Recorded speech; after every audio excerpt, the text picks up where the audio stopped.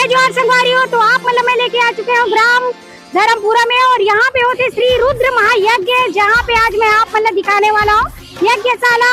और हाँ संगवारी हो, साथ ही साथ यहाँ पे आने वाला है आरुष साहू, जो बहुत ही बढ़िया सुप्रसिद्ध छत्तीसगढ़ी गायिका है, जो 14 तारीख को आने वाला है और भव्य कार्यक्रम हुई। तो कौन कौन आने वाला हो कमेंट में जरूर बताओ, और कौन कौन आ चुके वो भी बताना। तो आओ चलो आप मैंने लेके चल रहे ना आगे की तरफ, तो बने रहना मोर साथ वीडियो में। चलो हो गाँव अयोध्या कस लागत है, गली गली सुंदर महकत है। आवो दीदी आवो भैया, राम से लगन लगा लो ना।